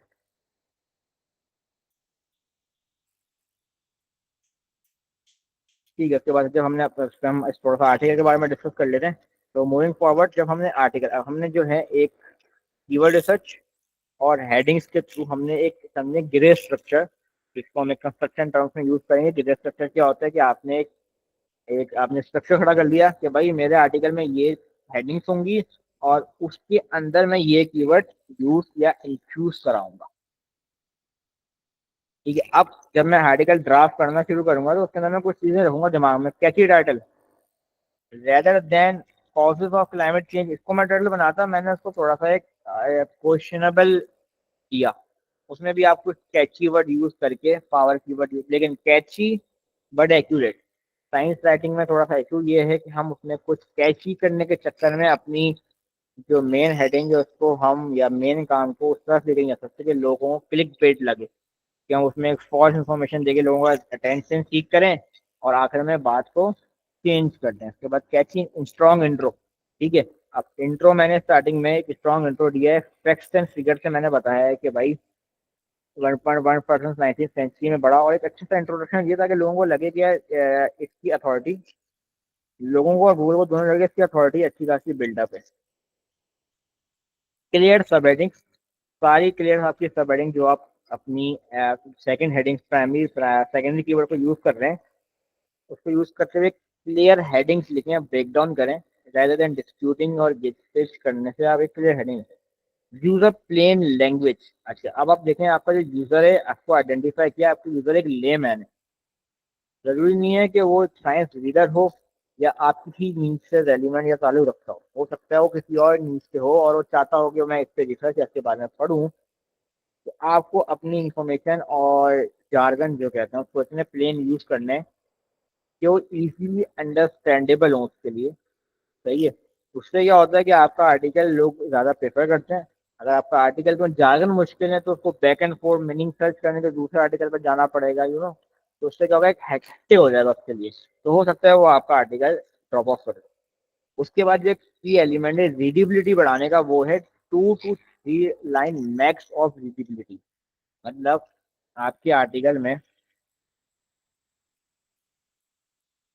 ये पैराग्राफ है, तो मैंने इस पैराग्राफ को जो है ना शॉर्ट से शॉर्ट लिखा है, 2 से 3 लाइनों में मैंने अपना एक पैराग्राफ खत्म किया है। अब उससे क्या होता है, जाहिर सी बात है, जब आप एक पैराग्राफ में 2 से 3 लाइनों में अपनी बात कंसाइसली पूरी कर देंगे तो एक अच्छा यूजर एक्सपीरियंस मिलेगा। रेदर देन मैं उसको बम्बार्ड कर दूं वर्ड से और उसको इतना ओवर एक्सप्लेन कर दूं कि वो जो है ओवर एक्सप्लेन हो जाए और रीडर जो है वो उस पर जो होता है ना इंटरेस्ट खत्म हो जाए वर्क में आगे, तो आप उसमें उसको ओवर एक्सप्लेन करते हैं। तो क्या है कि आप अपने जो लाइन्स हैं पैराग्राफ की उसको कंसाइज रखें, नॉट, लेकिन ये कोई हार्ड एंड फास्ट रूल नहीं है। मैंने अगर बोल दिया 2 से 3 लाइन तो ये एक्टिव का रूल है। मुझे पता है एक्टिव कंटेंट राइटिंग में कुछ मसलात ये भी होती हैं कि आपको कुछ बात करनी है 2 से 3 लाइनें पॉसिबल नहीं है जब तक आप उसके लिए 6 से 7 लाइनें ना लिखें, मगर वो इतनी ब्यूटीफुल क्राफ्टेड और सब हेडिंग्स में डिवाइडेड हो ना कि वो बात पढ़ने वाले को आंखों में भाए भी और अच्छी भी लगे। सपोर्टिंग एलिमेंट्स हैं बुलेट पॉइंट्स, डायग्राम, जो आपकी जो बात है उसको समझा सके। जैसे मैंने ब्लू बुलेट पॉइंट का यूज ज़्यादा किया हुआ है, ब्लू पॉइंट नंबर, ताकि क्या हो रहा है, अगर क्योंकि लोग जो हैं वो इस तरह कंटेंट पढ़ना ज़्यादा, क्योंकि उनको एक इन्फॉर्मेशन मिल रही है कि अगर what are the 6 human causes of climate change, उसको पूरा कंटेंट नहीं पढ़ना, उसको पता burning fuel fossil, deforestation, agriculture practices, industrial population, urban expansion and waste production, तो वहां से उसको आराम से इन्फॉर्मेशन होगा और उसके लिए इजीली अंडरस्टैंडेबल होगा। ठीक है, टोन और ट्रस्ट की बात की जाए तो आपका कंटेंट इंफॉर्मेटिव होना चाहिए, क्लिक बेट नहीं होना चाहिए, क्योंकि ऐसी इंडस्ट्री में मेरे वापसी है। मुझे पता है कि वहाँ पे हम जब कुछ और सर्विसेज पे काम करते हैं, कुछ और, तो हम उस पर क्लिक बेट थोड़ी सी देते हैं ताकि लोग अट्रैक्ट होकर हमारी वेबसाइट पे लैंड करें और फिर वहाँ से मार्केट। लेकिन जब हम इसकी बात करते हैं एसईओ फॉर साइंस राइटिंग, तो हमें अपनी एक्यूरेसी को मेंटेन करना पड़ता है, क्योंकि एक बड़ा बोझ होता है to pass on the information to the reader. तो हम अपने ज़ाती मफाद के लिए या लालच के लिए क्लिक बेट दे के ज़्यादा यूजर्स ले नहीं ले सकते, क्योंकि कहीं ना कहीं गूगल हमें पकड़ लेगा और हमारे ऊपर रिस्ट्रिक्शन और दूसरे चीज़ें हो सकती हैं। ट्रस्ट बिल्ड करने का तरीका क्या है कि आपने, जैसे मैंने यहाँ पे अपनी इन्फॉर्मेशन को लिंक करा दिया है क्रेडिबल रिसोर्स है कि भाई ये इन्फॉर्मेशन मैंने यहाँ से उठाई है, अगर आपको नहीं आता समझ तो आप ये जाके पढ़ सकते हो, इन्होंने लिखा हुआ है। इससे क्या होता है कि और थोड़ा सी ट्रस्ट आपका डेवलप होता है उसके अंदर। ठीक है, अब मूविंग ऑन, अब ये आर्टिकल मैंने ड्राफ्ट कर लिया using my keywords and,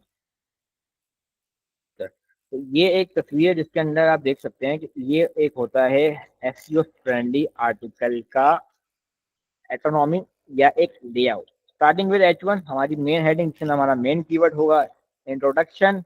H2 short sentences, एक CTA बटन बीच में, not necessary, important words in bold, order list, unorder list, visuals, तो मैंने नीचे विजुअल्स भी डाले जिसके अंदर मैंने जो है कॉजेस को दोनों चीज़ों को डिवाइड करके अपने अपने आर्टिकल को विजुअली भी रिप्रेजेंट किया है कि जैसे कितना परसेंट नेचुरल है और कितना परसेंट ह्यूमनाइज कॉजेज हैं क्लाइमेट चेंज के, ग्रीन और इफेक्ट्स ऑफ डिफरेंट कंट्रीज कौन कितना पार्ट प्ले यहाँ पे कर रहा है।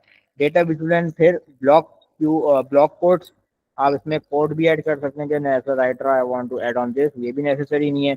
इसमें सिर्फ दो चीज़ें नेसेसरी नहीं है, वो है ब्लॉक कोड और आपका CTA बटन, लेकिन बाकी चीज़ें सारी नेसेसरी हैं। जब आप आर्टिकल ड्राफ्ट करें तो आप इस इमेज को अपने दिमाग में रखें कि मुझे ये चीज़ें इसके अंदर ऐड ऑन करनी है टू ड्राफ्ट हेल्दी एंड। अब मूविंग फॉरवर्ड, हमने कीवर्ड रिसर्च डिस्कस कर ली है, हमने ऑफ पेज डिस्कस कर ली है, हमने टेक्निकल डिस्कस कर ली है।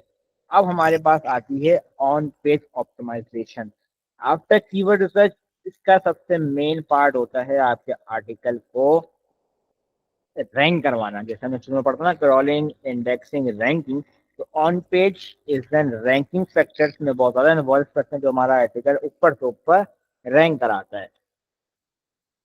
तो अगर मैं आपको थोड़ी सी के अंदर अगर मैं आपको एक चेकलिस्ट दिखाऊं ऑन पेज की, बेसिकली ये तो कलेक्टिवली ऑफ पेज मतलब एसईओ की है, मगर इसमें बहुत सारी चीज़ें ऑन पेज की हैं। Starting from Meta title, what is Meta title and Meta description, ये आपके कंटेंट या आपके आर्टिकल का फर्स्ट ग्लिम्स होती है। If you are searching for anything any article और आपका आर्टिकल ये है, तो यूजर को वेबसाइट पे जाने से पहले ये चीज दिखती है। अगर मैं आपको ये चीज दिखती है, ये आपका टाइटल होता है और ये आपका होता है डिस्क्रिप्शन। अब ये जो है ना आपको हेल्प करता है, ये दो चीज़ों में हेल्प करता है। एक आपकी हेल्प करता है फॉर यूजर, आर्टिकल में जाने से पहले ही वो टाइटल और डिस्क्रिप्शन को देखते हुए समझ जाएगा कि ये टाइटल किस बारे में है और इस टाइटल मतलब पर्टिकुलर आर्टिकल किस बारे में और उसमें क्या क्या बात होगी। क्योंकि इसमें टाइटल में हमें उसका एक मेन टाइटल आ जाता है और डिस्क्रिप्शन में हम छोटा सा डिस्क्राइब कर देते हैं कि what is this article, particular article about. अगर आपका आर्टिकल आपकी क्वेरी से रेलिवेंट होगा तो यूजर टाइटल और डिस्क्रिप्शन पढ़ के आपके वेबसाइट में अंदर आ जाएगा और उसको रीड कर लेगा। Same goes with the Google. Google भी जब आपका आर्टिकल क्रॉल कर रहा होता है तो वो कुछ चीज़ों को चेक करता है, उसमें से meta title, meta description are the two most fundamental things that Google read about. वो दोनों चीज़ें चेक करता है और उसको फिर अकॉर्डिंगली ड्राफ्ट करता है। तो मेटा टाइटल, मेटा डिस्क्रिप्शन आपका होना जरूरी है। अब मेटा टाइटल और मेटा डिस्क्रिप्शन में थोड़ी सी डिस्क्रिप्शन है, वो ये है कि मेटा टाइटल होता है 60 कैरेक्टर्स और डिस्क्रिप्शन होता है 160 कैरेक्टर्स। क्यों होने की इसकी लिमिटेशन होने की वजह, ये ज़्यादा लिख सकते हैं अगर आपको लगता है यार 170 कैरेक्टर्स में मेरी बात बोली है तो यू कैन डू दैट, मगर 160 कैरेक्टर क्यों कहते हैं, क्योंकि जो उसने यहाँ पे हमें जगह दी हुई है ना वो मैक्सिमम 160 कैरेक्टर्स की है। अगर मैं 160 से ज़्यादा लिखूंगा ना तो ये मेरी बात काट के जगह खत्म हो जाएगी, मेरी बात पूरी नहीं होगी, वो सिर्फ 160 कैरेक्टर्स ही दिखाएगा। Same goes with the Meta title. तो अगर 60 कैरेक्टर से मैं ज़्यादा लिखूंगा तो वो मेरी 60 कैरेक्टर से ज़्यादा जगह को ऑक्यूपाई कर लेगा। के पास हमारे पास एक टूल होता है metatag.io, उसके अंदर हम चेक कर सकते हैं, जैसे कि मैंने इस आर्टिकल में सबसे ऊपर जैसे मैंने आर्टिकल लिखा, मैंने उसका टाइटल लिखवाया और मैंने इसका डिस्क्रिप्शन लिखवाया। उस डिस्क्रिप्शन को, अब जाहिर बात है मैंने इसको भी नहीं डाला, और मैं चेक करना चाहता हूँ कि मेरा जो डिस्क्रिप्शन और टाइटल है वो गूगल पे किस तरह से दिखता है और किस तरह से वो दिखेगा। तो मैंने यहाँ से कॉपी करा और यहाँ पे मैंने पेस्ट कर दिया। Same goes with the description. अब देख रहे हैं यहाँ पे गूगल पे ये मेरा टाइटल आ गया पूरा, और ये मेरा डिस्क्रिप्शन आ गया। अच्छा सॉरी, इसमें ये सीन था कि जब मैंने डिस्क्रिप्शन पूरा लिखा था शुरू में, तो वो मेरा 2 160 से बढ़ाता जा रहा था। अगर मैं दिखाऊं आपको कैसा दिखता है, देखिए 63 है, पूरा दिख रहा है।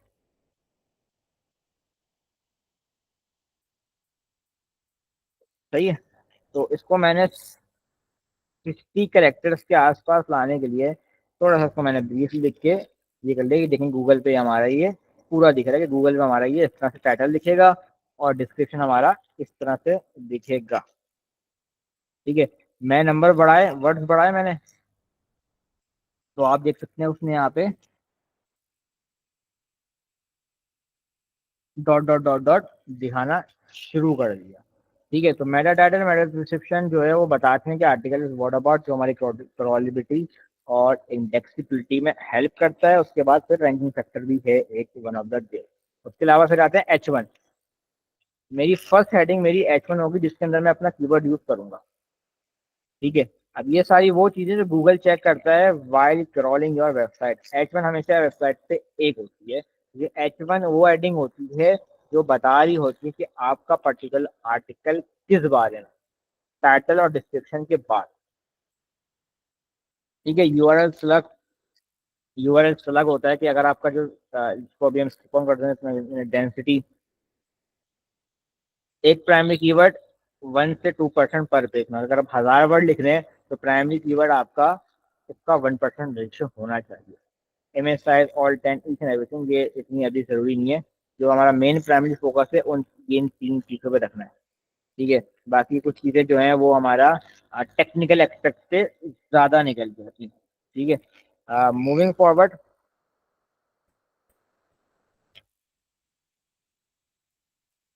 Marketing is all about tracking and improvisation.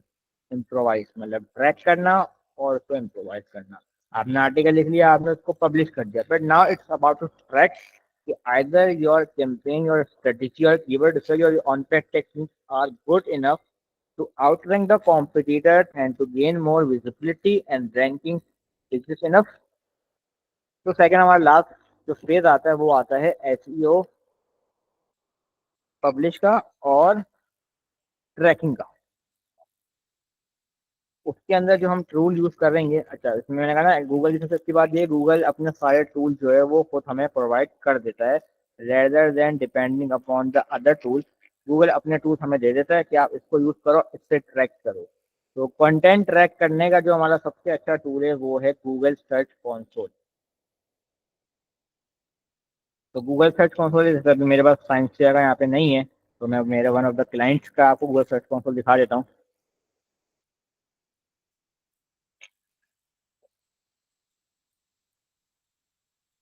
Let's suppose you draft a beautiful article, इसमें आपने सारे ऑन पेज, ऑफ पेज और कीवर्ड रिसर्च के सारे चीजें टेक्निकल एक्सरसाइज करके उसको अब अपने अपलोड कर दिया। You get the link from scientia. आप गए साइंसिया के सर्च कंसोल पे और आगे इसमें क्या है, इसमें ना ये पूरी वेबसाइट को ट्रैक कर रहा है।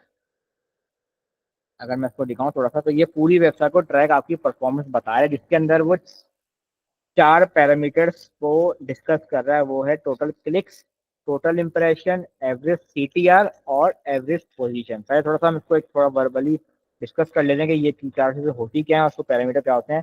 टोटल इम्प्रेशन, आपका पर्टिकुलर आर्टिकल एक क्यूरी पे कितनी दफा दिखाए, नॉट क्लिक, नॉट नथिंग, सिर्फ वो दिखाए।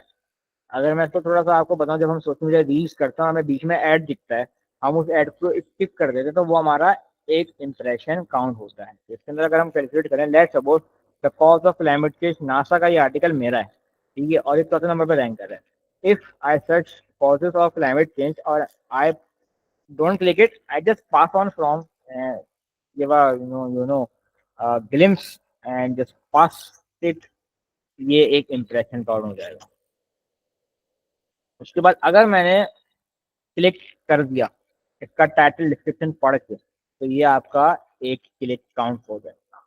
ठीक है, उसके अलावा आता है CTR। मैं कीवर्ड पे आता हूँ। उसके अलावा आता है CTR, keyword click through rate. Impression और क्लिक का आपस में रेट क्या है, कितने इम्प्रेशन से लेट सपोज एक मेरा आर्टिकल 10 कीवर्ड पे 10 दफा रैंक कर रहा है, मगर उसमें से मेरे पास सिर्फ एक कीवर्ड पे एक दफा रैंक कर रहा है, तो मेरा 10:1 का रेशियो निकल के एक परसेंटेज निकलेगी जो मेरा CTR कहलाएगी। ठीक है, मेरे इम्प्रेशन 28 डेज के पूरी वेबसाइट के 48,000 है और मेरे क्लिक 551 है और मेरा एवरेज CTR 1.3% है, जो इट गुड इनफ। और मैं एवरेज पोजीशन के मेरा जो है ना, एक क्यूरी पे जाऊं मैं, जब मैं क्या करता हूँ कि मैं आपको एक आर्टिकल सर्च करके बताता हूँ कि मैंने यहाँ पे दिखाया 28 डेज, या यू कैन 7 डेज और 24 डेज, जो चाहे आप अच्छे लगे। मैं इसको 20, क्योंकि आर्टिकल मेरा ज़्यादा पुराना है, उसमें ज़्यादा डेटा है, तो मैं इसको 28 डेज पे लेके जाता हूँ।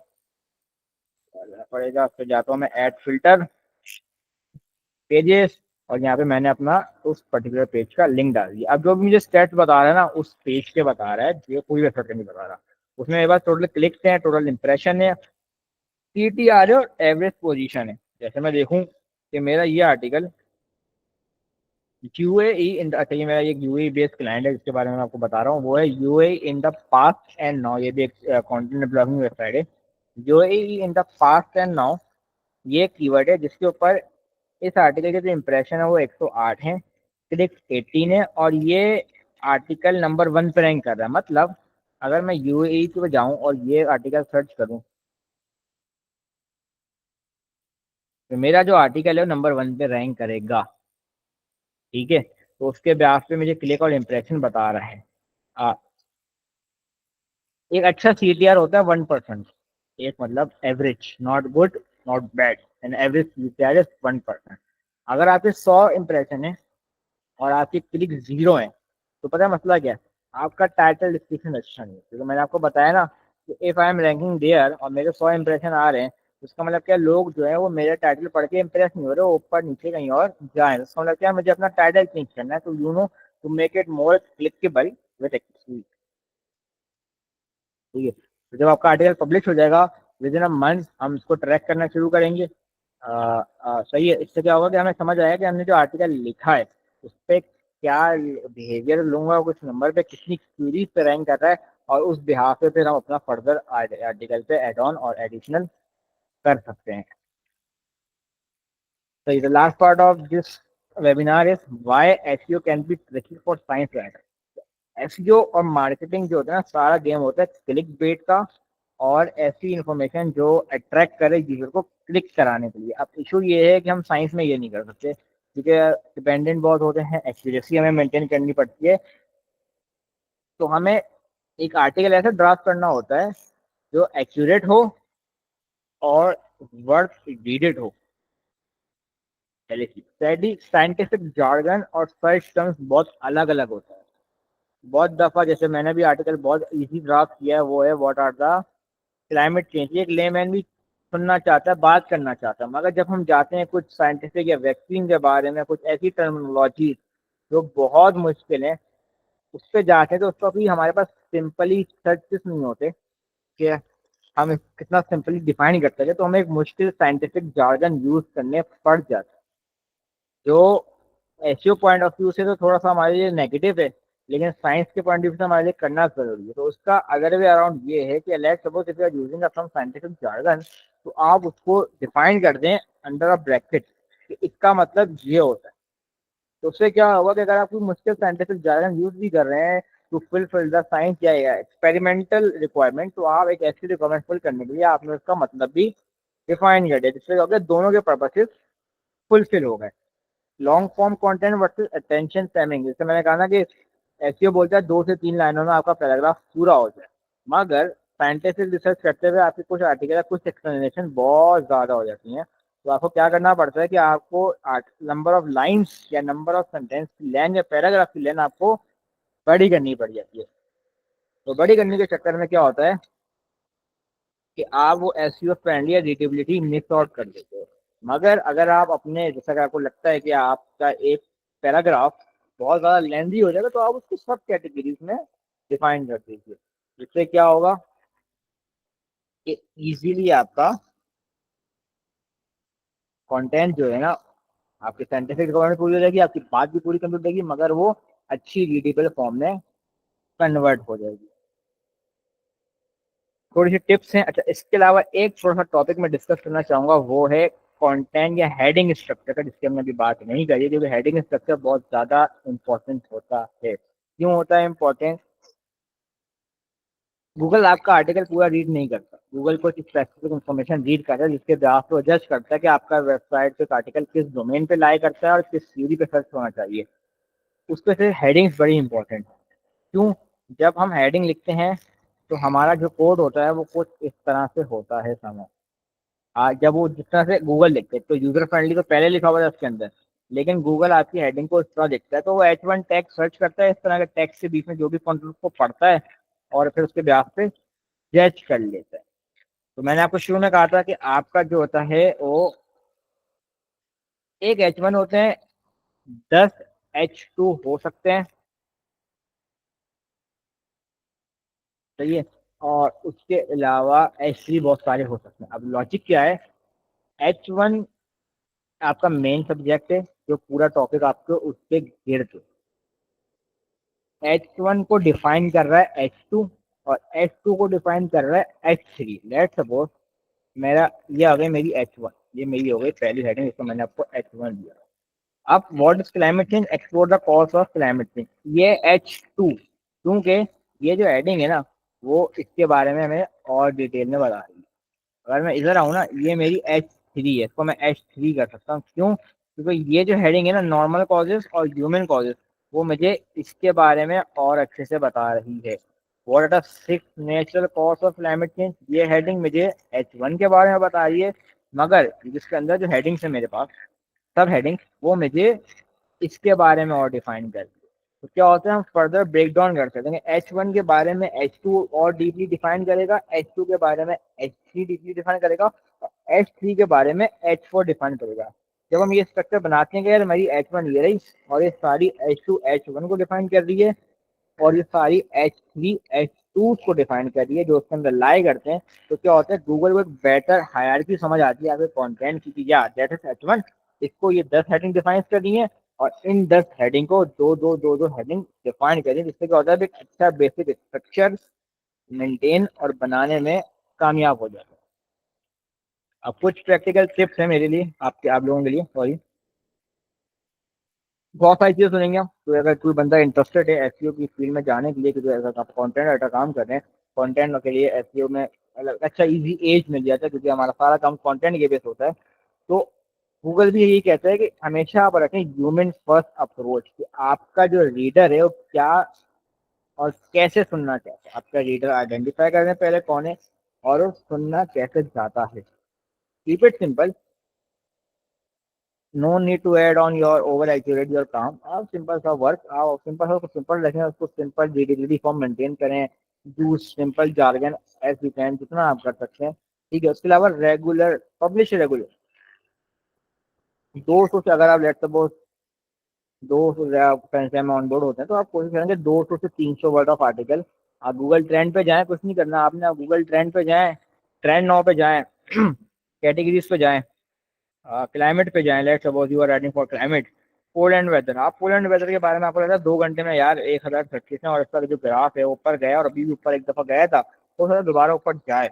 आपने कुछ नहीं करना, आपने पोल एंड वेदर के बारे में 200 से 300 वर्ड लिखे और अपनी वेबसाइट पे पब्लिश कर दिया, जिससे क्या होगा, गूगल को लगेगा कि ना यू आर राइटिंग और आपकी एक्सपर्टीज है और you are passionate about writing it. Never compromise on scientific truth for traffic, ठीक है। अब आप एक ऐसा टॉपिक पे बात कर रहे हैं तो आपको पता है यार कि इस पे अगर मैं सच बताऊंगा या कुछ ऐसी बातें करूंगा कि लोग नहीं पढ़ना है, पसंद नहीं करेंगे, तो आप उसको ये नहीं कर सकते कि for the sake of traffic आप उससे अपनी साइंटिफिक ट्रूथ को या रिसर्च को ओवरकम करें। Always human first, second scientific truth. क्योंकि देखें, आपकी जो भी इंफॉर्मेशन है, जो कंटेंट राइटिंग एक रिस्पॉन्सिबिलिटी की जॉब है, लेकिन बहुत सारे डोमेन है, लेकिन मेरा अपना पर्सनल मसला ये है कि ओपिनियन यही है कि जो मेरा अपना नुक्ता नज़र है कंटेंट राइटर को लेकर, जिनको मैं सबको डिस्कस करता हूँ, यू आर राइटर, आपकी इंफॉर्मेशन पे किसी दूसरे बंदे का फैसला हो सकता है नियर फ्यूचर में, रिलाय करे, तो इट्स अ रिस्पॉन्सिबल जॉब। मेरी रिस्पॉन्सिबल जॉब भी है क्योंकि मैं अपने यूजर्स तक सही इन्फॉर्मेशन पहुंचाऊं। ठीक है, अगर मैं नहीं करूंगा, अपने काम कॉम्प्रोमाइज करूंगा, साइंटिफिक ट्रूथ पे रिलाई नहीं करूंगा, तो हो सकता है वहाँ कहीं जाने जाके मैं अपने काम पे या उसको फुलफिल या उसको आखिरी पॉइंट तक नहीं पहुंचा सकूँ। ठीक है, उसके बाद एक चीज़ है जो मैं जब इस इंडस्ट्री में एसईओ में जब नया आया था, उन्होंने मुझे कहा था कि एक सिंगल पीस ऑफ कंटेंट से सिंगल पीस ऑफ कंटेंट नहीं होता।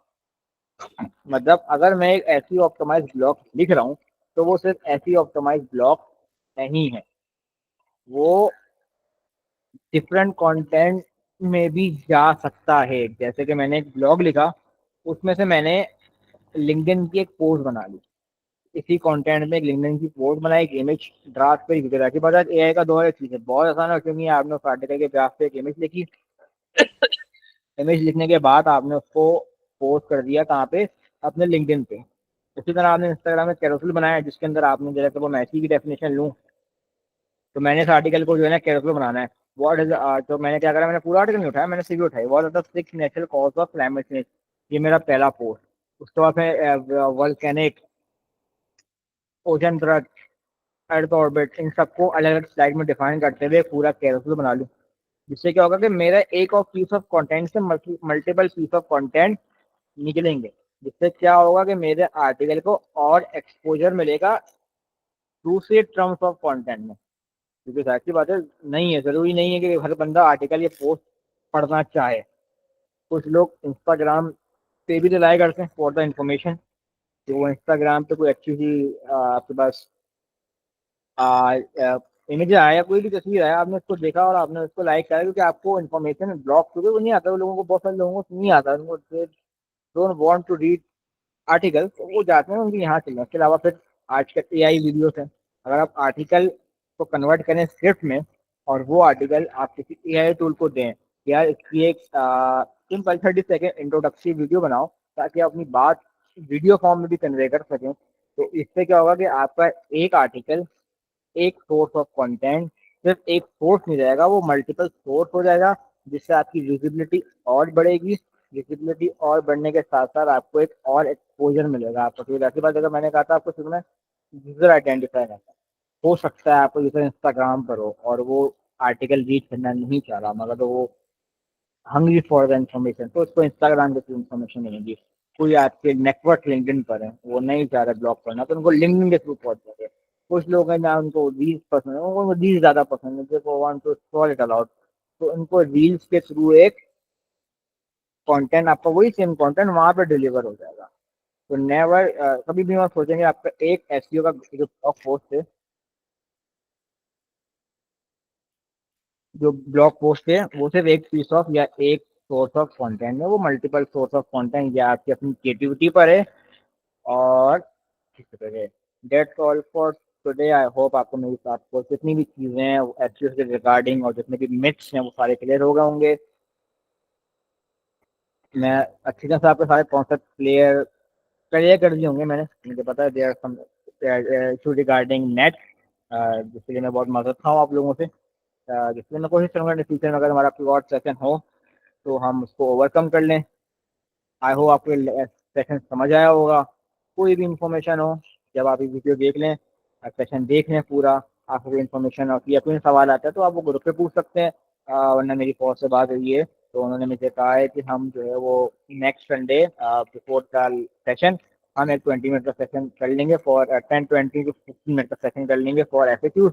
जो आपको अगर सवाल पूछने हैं अब वहाँ पे पूछ लें, आपको वहाँ नहीं पूछना, you can ask me directly on WhatsApp, तो मैं आपकी क्लियर करूँगा। कोई भी सवाल हो, कोई चीज़ समझ नहीं आ रही है, कुछ मैं समझा नहीं पा रहा हूँ, आपको लगता है कि इससे हम और डिबेट कर सकते हैं, क्योंकि मेरा एक था आखिर में देखिए ओपन फॉर डिस्कशन खोलना था कि आपके जो जो आइडिएशन है और जो जो आपके एसईओ के बारे में, नॉट एसईओ कंटेंट के बारे में उसको स्केलेबल कैसे करना, वो हम थोड़ा सा डिस्कस करते हैं एक दूसरे में, और जो आपके दिमाग में चीज़ें हैं उसको फिल आउट करते हैं, लेकिन इंशाल्लाह हम वो मंडे को करेंगे और संडे को करेंगे नेक्स्ट।